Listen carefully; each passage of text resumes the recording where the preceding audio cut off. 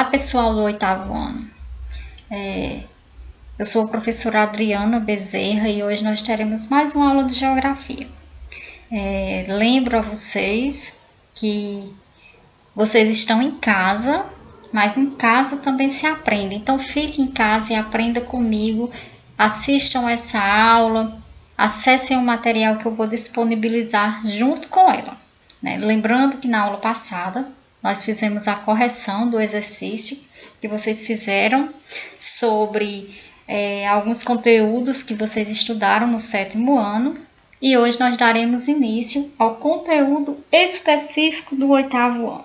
Nós iniciaremos a unidade 1 do nosso livro, que trata sobre o espaço geográfico e a geopolítica mundial, com o estudo do capítulo 1, Geopolítica e Relações Internacionais. Eu lembro que vocês ainda não receberam o livro, mas não se preocupem que eu irei disponibilizar junto com o material o texto em PDF, texto do livro didático, que eu vou tratar na aula de hoje, que será abordado na aula de hoje. Então, primeiramente, nós precisamos entender o conceito de geopolítica. Então, nós temos aí a definição de geopolítica. Então, o que é a geopolítica, gente? A geopolítica, ela pode ser definida como a ciência que estuda estratégias do Estado. Vocês podem observar que a palavra Estado está aí em destaque, porque ela vai ser importante. Mais na frente, a gente vai estudar o seu significado e como essa palavra ela se encaixa dentro dessa ciência. Estratégias do Estado para administrar seu território. Nós estamos vendo aí a palavra território também em destaque, porque nós iremos conhecê-lo um pouquinho mais a fundo daqui a pouco. Visando a sobrevivência de seu povo e sua melhor inserção no plano internacional. Inserção de quem? Inserção do Estado. Então, a geopolítica, ela estuda as maneiras que o Estado, vocês podem observar que esse Estado aí, ele está em letra maiúscula, porque ele se refere à política, ele se refere à nação, ele se refere à administração, ele se refere à política. Então, a ciência que estuda as maneiras, de que forma o Estado ele interage dentro do seu território, mas também de que forma ele se relaciona de maneira que essa relação possa se estender a nível internacional. É importante também, gente, nós entendermos a configuração do mundo. Será que o mundo ele sempre foi organizado da mesma maneira? Será que o mapa do mundo sempre foi da maneira que ele é hoje? Ou será que houve alguma mudança? Será que houve a inclusão de algum país ou a exclusão de algum país ou a reorganização? Então, o que a gente pode dizer sobre a configuração do mundo, gente? O atual mapa do mundo, ou o mapa mundi, como nós conhecemos, representa um momento da geopolítica internacional. Ou seja, o mapa mundi, ele representa o mapa mundi que nós temos hoje, ele representa o momento da geopolítica mundial. Como o espaço mundial ele está organizado hoje.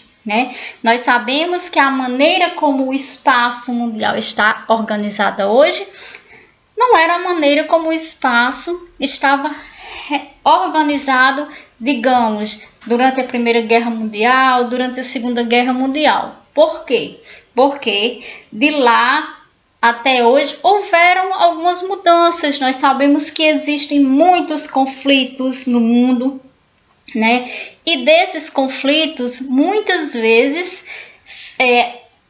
surge a reorganização do espaço mundial. O mapa mundi, ele não é imutável, ele é mutável, ele pode mudar.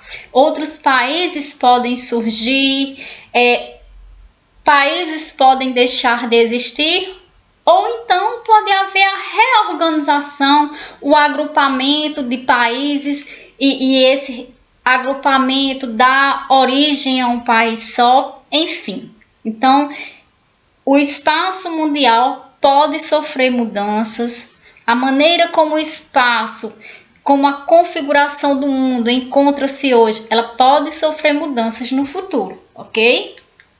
Então, nós temos aqueles conceitos que nós vimos lá na definição de geopolítica, eles estão destacados aqui para que a gente possa conhecê-los um pouquinho melhor. O primeiro conceito que eu trago aqui é o conceito de Estado.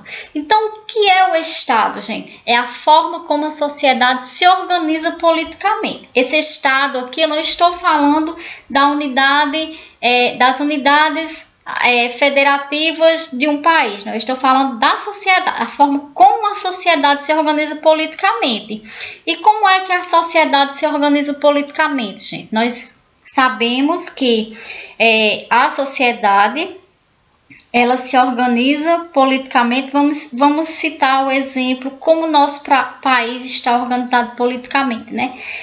Como é que o país ele é administrado, né? Quais são os poderes que existem na organização da nossa sociedade. Então, nós sabemos que a sociedade ela é organizada em 3 poderes. Nós temos o poder legislativo, que é aquele que cria as leis, né? No município, esse poder é representado pelos vereadores. A nível estadual, ele é representado pelos deputados estaduais, e a nível de país, né, ele tem na sua representação os deputados, os senadores. Então, são aqueles que criam as leis, e nós temos o poder executivo, que é quem executa as leis que foram criadas pelo legislativo. Como é que está organizado no município? Quem é o poder executivo no município? O poder executivo no município é o prefeito, né? O poder executivo no estado é o governador. O poder executivo no país é o presidente da república. E também tem o poder judiciário, que é quem garante a execução das leis. Então, é dessa forma que a sociedade ela se organiza, né? E nação, o que é a nação? Pode ser definida como um coletivo humano com características comuns, como a língua e a religião. Qual é o exemplo que a gente pode citar? Por exemplo, qual é a característica da nação brasileira com relação à sua língua? A língua portuguesa. Então, uma das características da nação brasileira é uma comum que todo mundo fala, a nossa língua, né? A questão de religião, por mais que não pratiquemos a mesma religião, mas nós somos cristãos, né? Nós acreditamos em Deus, ou seja, então pode ser definido como um coletivo humano com características comuns, que vai desde a língua à religião. Com relação à língua, o que é que nos faz comum? Falar a língua portuguesa, português brasileiro. Território. O território de um país é a base física sobre o qual um estado exerce sua soberania. Ou seja, o espaço de terra, né, gente, que pertence àquele lugar. Por exemplo, território brasileiro. Dentro do território brasileiro, o estado, né, ele exerce sua soberania. Onde é que essa soberania do Estado brasileiro, né? Esse Estado aqui, eu estou falando desse Estado com letra maiúscula, não é o Estado Unidade Federativa, exerce sua soberania dentro dos limites do seu território, né? Brasil não pode mandar na Argentina, não. Ele tem um limite de soberania dentro do seu território. E país, podemos definir país como um território politicamente delimitado, com unidades político-administrativas e moeda própria. Por exemplo, o Brasil.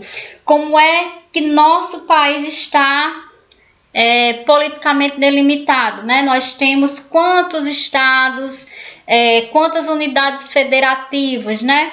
E nós temos uma moeda própria, que é o real, e nós temos uma Constituição Federal. Então, isso faz com que nós sejamos um país Brasil. Dentro desses conceitos, é importante também que nós conheçamos as relações bilaterais e relações multilaterais que existem dentro desse contexto da geopolítica e dentro desse contexto das relações internacionais. Então, o que seriam, minha gente, essas relações? Então, vamos lá. Exemplo, as relações bilaterais ocorrem entre dois estados. Estão vendo aí que esse estado continua com letra maiúscula. Então, vamos dizer, as relações de interesses entre dois países. Vamos citar aqui um exemplo. Brasil e China fazem um acordo e esse acordo ele é relacionado a comércio, a economia, a imigração, entre outros. Então, é um acordo, são relações que acontecem entre dois países. Quando essa relação ela acontece entre 3 ou mais estados, observem que esse estado continua com letra maiúscula, 3 ou mais países, elas são chamadas de quê? Acordos, relações multilaterais, certo, gente? Então, geralmente, os acordos multilaterais caracterizam pela obrigatoriedade da adesão de regras por todos os participantes. É importante destacar que esses acordos multilaterais, essas relações multilaterais, elas são geralmente, caracterizadas pela adesão de algumas regras, ou seja, são delimitadas algumas regras para que esse grupo de países, ou 3, ou 4, ou até mais países, eles possam participar desses acordos, certo? Então, dentro desses acordos, dentro dessas relações, é importante a gente saber sobre as instituições que fazem parte desse contexto, dessas relações. Então, nós temos aí o Fundo Monetário Internacional, que é o FMI, e o Banco Mundial. E o que é que essas instituições elas têm a ver com o que nós estamos estudando, professora? Qual o papel dessas instituições nessas relações internacionais, nessa geopolítica? Então, tanto o FMI quanto o Banco Mundial, eles fornecem empréstimos a juros baixos. Só que existe uma diferença. Por exemplo, o Banco Mundial, esses empréstimos só se destinam aos países que são membros da ONU, ou seja, da Organização das Nações Unidas, né? E o FMI e o Banco Mundial são 2 organizações internacionais criadas para fornecer ajudas financeiras aos países, né? Alguns países que estão precisando de ajuda financeira para alavancar a sua economia, para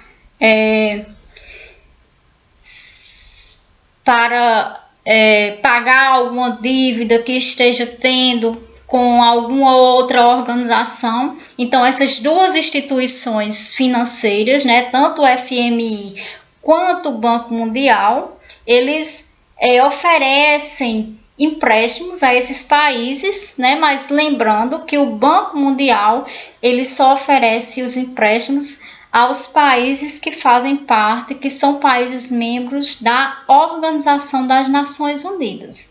Então, gente, hoje a nossa abordagem sobre a geopolítica e as relações internacionais foram essas. Então, quais são as minhas orientações para vocês a partir de agora? Se necessário, assistam essa aula mais de uma vez. Após assistirem essa aula, acessem o material que eu irei disponibilizar nos anexos. que é o texto do livro didático que trata do que foi abordado na aula de hoje. E lembrem de, no final da aula, quando assistirem ao vídeo, quando fizerem a leitura do texto, assinarem a lista de frequência. Lembre que a lista de frequência ela confirma a sua participação na aula, ok? Na nossa próxima aula, eu irei disponibilizar um exercício referente ao que nós vimos na aula de hoje. Então, um abraço a todos e até a nossa